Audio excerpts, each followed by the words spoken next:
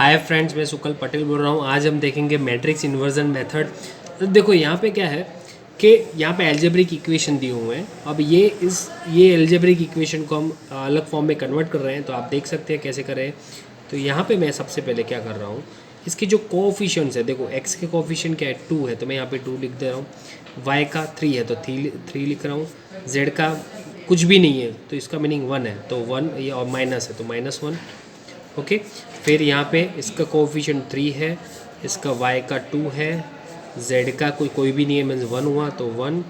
इसके बाद x का एक भी कोएफिशिएंट नहीं है तो 1 होगा 1, यहाँ पे -5 और यहाँ पे 3। तो यहाँ पे हमने क्या किया, ओनली इसके जो कोएफिशिएंट थे हमने लिख दिए। अब क्या है, उसके वेरिएबल्स कौन से हैं हम वो देख लेते हैं। इसकी वेरिएबल x y z है तो हम यहाँ पे लिख देते हैं x y z। Okay, is equal to इसकी वैल्यूज़ कितनी है 5 10 0। इसकी वैल्यूज़ कितनी है 5 10 0। ओके, अब ये जो क्वेश्चन था मैंने इस फॉर्म में लिख दिया जैसी रिक्वायरमेंट थी। ओके, तो अब यहाँ पे क्या करेंगे, हम इसको हम कोई गेस कर रहे हैं कि सपोज़ ये हमारा मैट्रिक्स A है, ये हमारा कोई वैल्यू x है, x हम ले रहे हैं और इसको हम ले रहे हैं b is equal to b। तो ये हमारा वैल्यू b है, ये हमारा a है, ये हमारा x है, x y z। ओके, ये तीन मैट्रिक्स को हमने कुछ गेस कर लिया। अब मैं क्या करूँगा, यहाँ पे x is equal to a को मैं नीचे लेके जाऊँगा तो b अपॉन a हो जाएगा। ओके, b अपॉन इसको क्रॉस मल्टीप्लिकेशन किया और उसको नीचे लेके गए। ओके, अब यहाँ पे अपॉन में होता है ना, उसका मीनिंग क्या होता है मालूम है, x is equal to a inverse.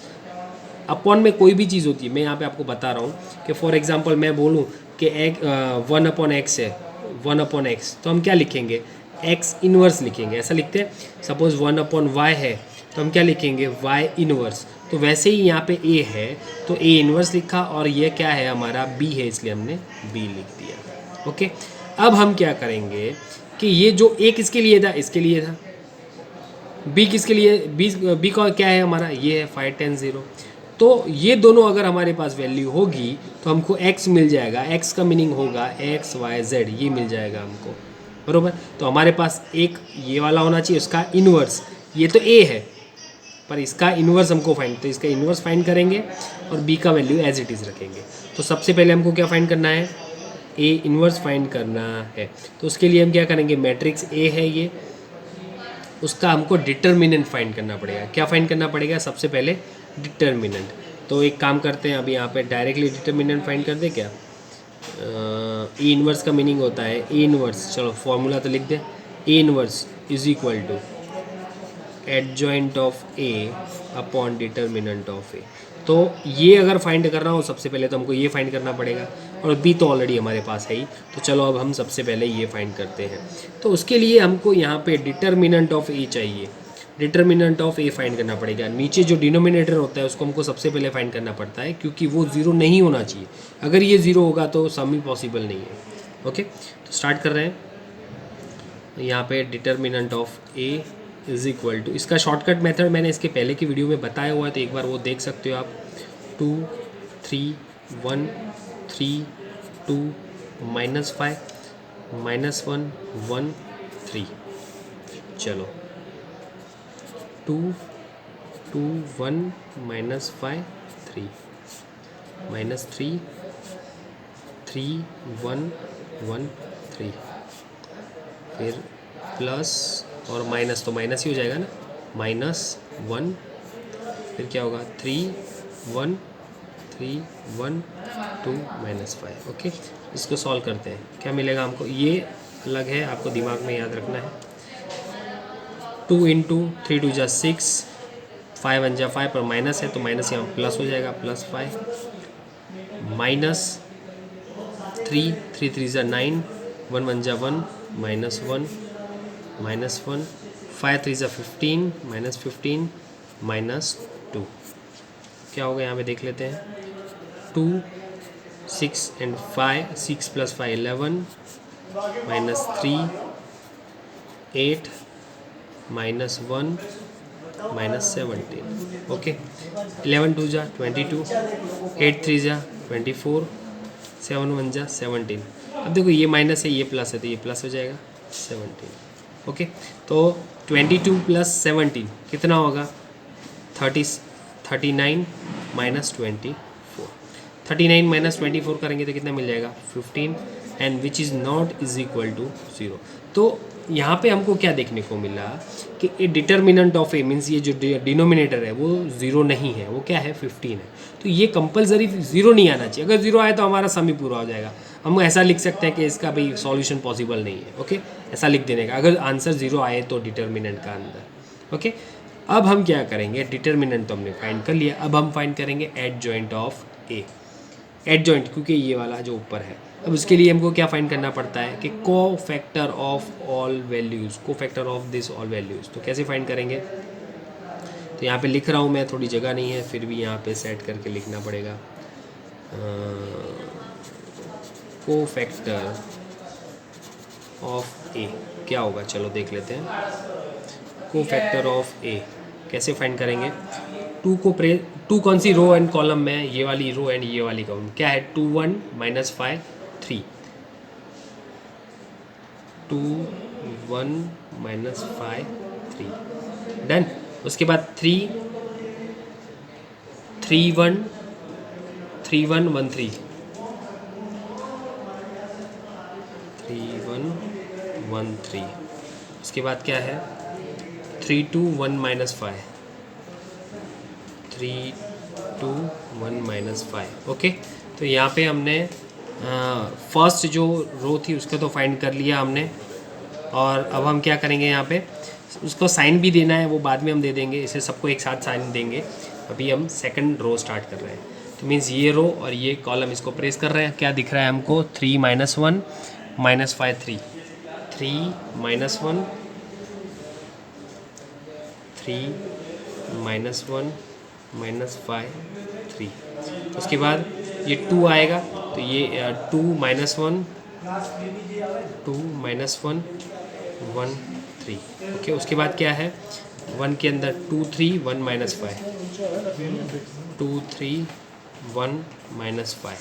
तो सारे मिल गए। अभी अब नीचे लास्ट रो बाकी है हमारा। तो लास्ट रो के लिए हम क्या फाइंड करेंगे? को फैक्टर फाइंड करेंगे। 3 माइनस 1 2 1, जो रो और जो कॉलम के अंदर उसको प्रेस कर देने का, उसके अलावा जो भी दिखाई दे वो हमको लिख देना है। फिर यहाँ पे आएगा ये वाला, तो 2 माइनस 1 3 1, 2 माइनस 1 3 1। ओके, उसके बाद क्या है? लास्ट वाला है, प्रेस कर देते हैं। 2 3 3 2, 2 3 3 2। ओके, देखो ये को फैक्टर तो हमने फाइंड कर लिया, पर ये को फैक्टर फाइंड करके हमको ये देखना है उसकी साइन कौन सी देनी है। तो सबसे जो पहला होता है, यहाँ पे ध्यान रखना, plus minus plus minus plus minus plus minus plus, ये हर एक को साइन दे दी मैंने। कैसे दी आप समझ में आ गया होगा? Plus minus plus minus plus minus plus minus plus. अब हम क्या करेंगे? इसका सॉल्यूशन करेंगे। अब सॉल्यूशन करेंगे तो मैं यहाँ पे इसको सॉल्यूशन लिख रहा हूँ। इसका आगे जो पोर्शन आएगा मैं इसका सॉल्यूशन मैं यहाँ पे लिख रहा हूँ, इज इक्वल टू जगह, इसके बाद का स्टेप हम नेक्स्ट पेज में लिखेंगे, पर इसका क्यों यहाँ पे लिख रहा हूँ उसकी वजह है, क्योंकि ये सॉल्व करेंगे तो आपको मालूम पड़े कैसे सॉल्व किया हमने। ओके, चलो 3 2 जा 6 माइनस 6 माइनस, फिर 5 1 जा 5 माइनस है, तो यहाँ पे क्या होगा? माइनस 5 मीन्स प्लस 5 हो जाएगा।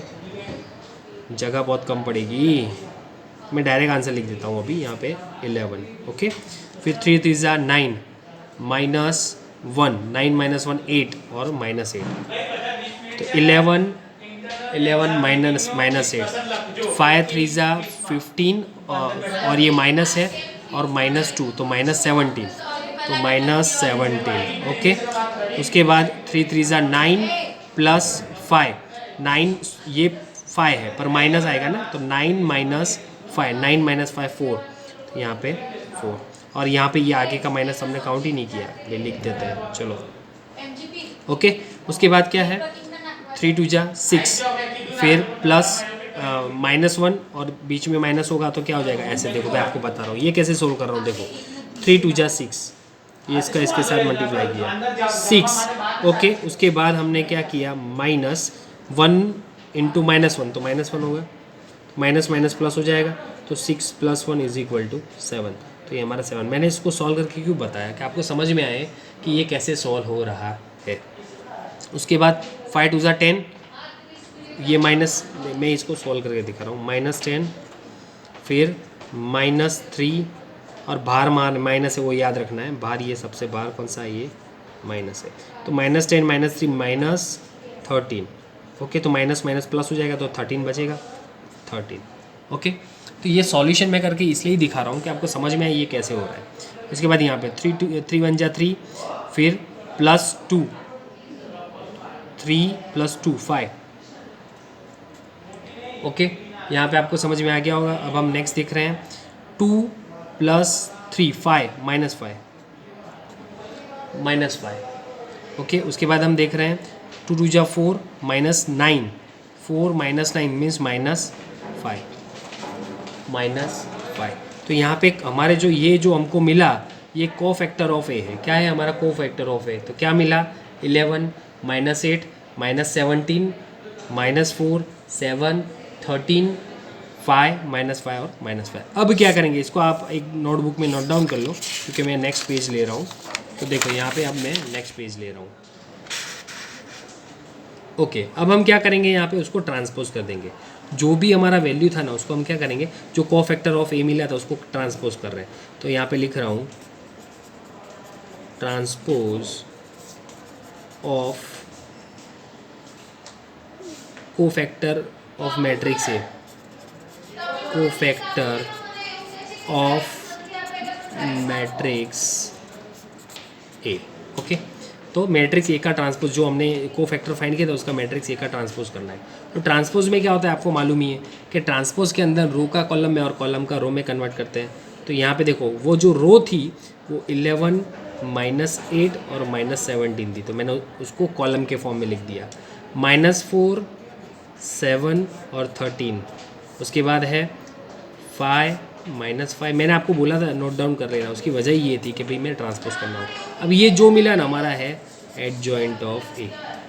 देखो, इसका मैंने एक शॉर्टकट मेथड आपको सिखाया हुआ है, पर एग्जाम में जब आप कर रहे हो तब कंपलसरी आपको ऐसा ही करना पड़ेगा। ओके, शॉर्टकट से हम चेक कर सकते हैं, वेरीफाई कर सकते हैं कि हमारा आंसर राइट है कि रॉन्ग है, पर अगर सॉल्व करना है तो हमको कंपलसरी ऐसा ही करना पड़ेगा। ओके, अब हम देखते हैं। देखो, हमको डिटर्मिनेंट भी मिल गया 15 और एडजॉइंट ए भी मिल गया, तो हम क्या करेंगे, A inverse is equal to adjoint of A upon determinant of A था हमारा, बरोबर। मैं स्केच पेन चेंज कर रहा हूँ भाई। ओके, अब एडजॉइंट ऑफ ए क्या था हमारा, एडजॉइंट ऑफ ए था हमारा 11 -4 5 -8 7 -5 -17 13 और 5, ये हमारा एडजॉइंट ऑफ ए था। और डिटर्मिनेंट क्या था, 15 था, तो 1/15 ऐसे लिख दिया।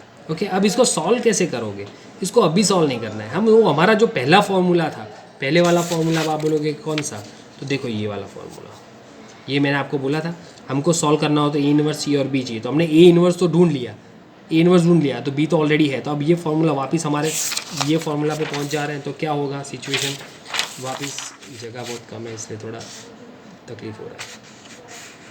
ओके, तो यहाँ पे वापस पहले वाले फॉर्मूला पे पहुँच जा रहे हैं, x = ए इनवर्स बी, ये हमारा पहला वाला फॉर्मूला था। ए इनवर्स तो हमको मिल गया, बरोबर, ये इनवर्स है, और बी हमारा वो था, तो लिख देते हैं 1/15 11 -8 7 -17 -4 7 13 5 -5, यहाँ पे माइनस था ना यार, 2 बार माइनस था, हाँ 5 -5 -5 5 -5 -5, यहाँ पे माइनस आएगा। Okay done. अब बी क्या था हमारा, बी देख लेते हैं, बी ये 5 10 0, बी हमारा ये था, तो हम वो लिख देते हैं अभी।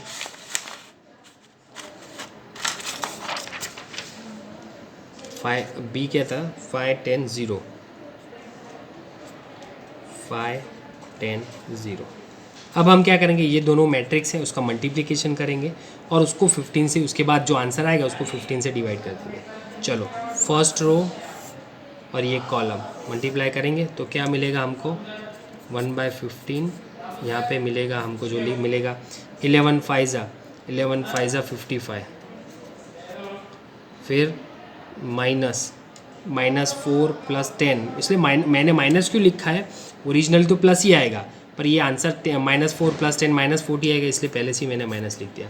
5 × 0 0, चलो +0। ओके, उसके बाद क्या है सेकंड रो कॉलम, तो 8 फाइज़ा 40 -40, 10 7 70, फिर 0 × -5 0। ओके, उसके बाद क्या है 17 फाइज़ है अगर थर्ड रो। ओके, 17 फाइज़ 85, 13 10 तो +130 +0, तो ये आया हमारा। अब हम इसको सॉल्व करने का ट्राई करेंगे। 1/15 सॉल्व करते हैं। चलो 15 प्लस है ये 40 है तो ये 15 मिल जाएगा, 70 है 40 है तो हमको मिल जाएगा 30, और यहाँ पे हमको मिलेगा 30 में 15 + 30 मीन्स 45, ये हमको मिल गया। अब हम क्या करेंगे, ये जो मैट्रिक्स मिला उसको 15 से डिवाइड कर देंगे। 15 से डिवाइड करोगे तो क्या मिलेगा, 15 को 15 से डिवाइड करो तो 1 मिलेगा, 15 को 30 से डिवाइड करोगे तो 2 मिलेगा, और 15 को 45 को 15 से डिवाइड करोगे तो 3 मिलेगा। ओके, अब क्या है यहाँ पे क्या था, x था, तो ये हमारा x था, x पर x क्या था, x तो आपको मालूम है भाई x y z था। तो अब x की वैल्यू क्या मिली 1, मीन्स x की वैल्यू 1, y की वैल्यू 2 एंड z की = 3। तो यहाँ पे हमको ये जो मिला हमारा आंसर मिल गया। Thank you for watching video. अगर आपको ये वीडियो पसंद आया तो लाइक, सब्सक्राइब एंड शेयर करें।